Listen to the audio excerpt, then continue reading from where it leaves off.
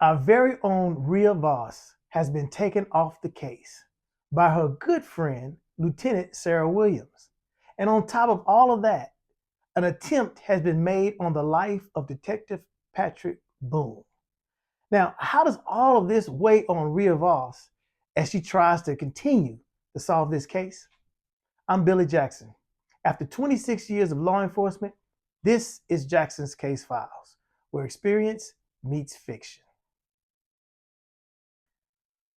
Rhea steps off the elevator on the recovery floor where Boone is recovering.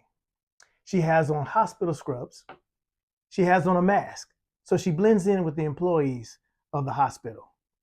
As she makes her way to Boone's room, her connections at the correctional facility have given her access through the guards as they allow her into the room. As she walks into the room, she notices that Boone is unconscious in his bed.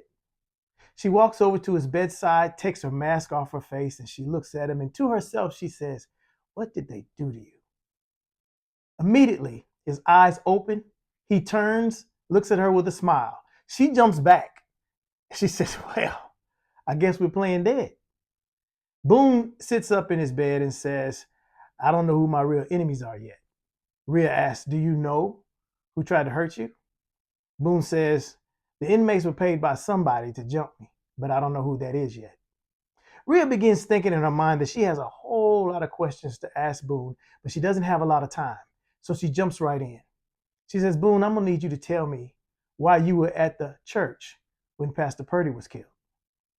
Boone lowered his head a little bit and realized he had to tell her something. So he says, "I knew Purdy was next." He said he was the leader of this program at all three churches. So I parked my car down the street from his church just to see if somebody was going to be there. I saw Chuck walking around in the bushes with a cell phone. Rhea said, "Chuck? Who's Chuck?"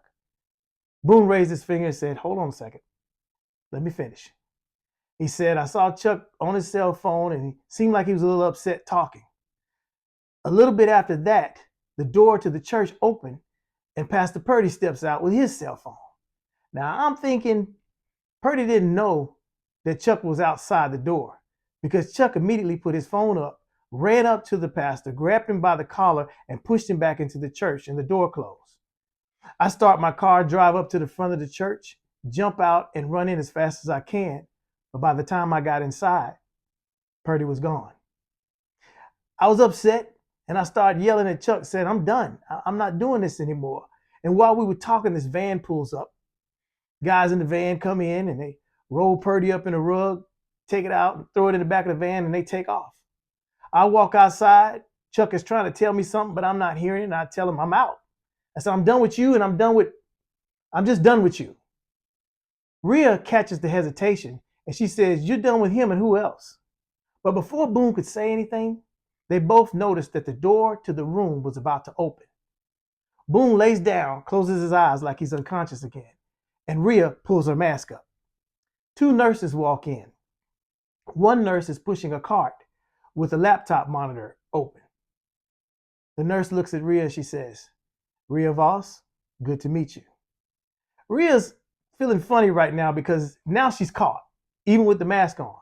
She's trying to figure out how she's going to get out of this situation. The nurse understands this and she tells Rhea, "Just relax. We're here to help you, but we don't have that much time." She turns the monitor to Rhea, and Rhea can see on the monitor screen the video footage from downstairs, where Lieutenant Sarah Williams is now entering the hospital with several police officers behind her, and they're heading toward the elevator. The nurse says, "We have to go now before they get up here." Rhea turns around and looks at Boone. She says, "I can't leave Boone. He's in danger." Boone says, "I need you to go with them." He said, "Remember, you got to find out the truth to this whole thing." Rhea turns around and looks at the monitor again, and this time she can see Sarah Williams stepping off the elevator on their floor with the officers behind them heading toward Boone's room. She gets ready to say something to the nurse, and the nurse puts her finger to her mouth. And just as she does that, they all hear someone yell outside, "Hey, who are you? She's not a nurse. She doesn't work here." They look on the monitor and they see Sarah turn around, and the officers see this woman who has a mask on and resembles Rhea running down the hallway. Sarah yells, "Get her, that's Rhea." The officers run after her. Sarah runs after the officers. The lady runs through a door down some stairs, and the officers follow. Right then, the nurse tells Rhea it's time to go. She turns around. Rhea follows the two nurses out of the door, into the hallway, and down some other stairs from the hospital. Back down the hallway, Sarah allows the officers to chase the fake Rhea, and she turns around to go to the room where Boone is. As she walks down, she enters Boone's room, and she can see a Boone sitting up on his bed, eyes wide open. She says, "Well, I can see you're alive." Boone says, "No thanks to you." Sarah says, "Well, we can probably remedy that." Boone says, "I may pass away one day, but it's not going to be today." Just then, Sarah heard some noise behind her. Two men came out of the bathroom to Boone's room, and everything around Sarah went black. 2 minutes later, Rhea finds herself in the back of a van with the nurse, the other two in the front seat, one's driving. Rhea doesn't know where they're going, but she decides to have some small conversation. So she looks at the nurse and says, "So I guess you're not a real nurse, huh?" The nurse looks at Rhea and she says, "I am. This is just my side job." Rhea said, "And what job is that?" The nurse tells Rhea, "Pastor Purdy put together in the program a team of doctors and some nurses, who I'm a part of. We were put in place for those victims who were about to have a child or who had just had a child, so we can provide medical care during their transition. He also put together some protocols in case he passed away." Rhea said, "Protocols? What is that?" Pastor Purdy used to tell us, "Every evil deed tries to hide the truth. We are simply that team that brings that truth to light. Right now, you, Rhea Voss, are the best we have for that task." Back at the hospital, the officers lost the fake Rhea. So they make their way back upstairs, and they start walking down the hallway toward Boone's room. When they open the door, they find the lieutenant on the floor with a bag over her head, and she's tied up. Boone's bed is empty. The first officer in the room runs over and takes the bag off of Sarah's head and removes the tape from her mouth. Immediately, she starts yelling while they're taking the ropes off of her arms. "I want an APB out on Patrick Boone and Rhea Voss. I want them in custody right now." As they're helping her stand up, a voice comes through the door and says, "Disregard that order." It's the captain. He comes in and he says, "I want the APB to stand on Patrick Boone, but as far as Rhea Voss, she is reinstated to this case." Sarah stands up and she looks at her captain. She says, "Sir, I don't think that's a good idea. You don't know what's going on right now." The captain says, "Well, why don't you explain it to me? Explain to me why you're in this room by yourself, tied up." Sarah starts to think for a minute. She says, "Well, I came to talk to Boone, and when I came in here, Rhea was dressed up as a fake nurse, and she and Boone, they grabbed me." The captain put his hand up, and he said, "Before you continue, I want you to know that I'm going to check the surveillance to this room, and I'm going to check the surveillance cameras to the hallway. And if those cameras contradict what you're telling me, then you, Lieutenant, are going to be in a whole lot of trouble."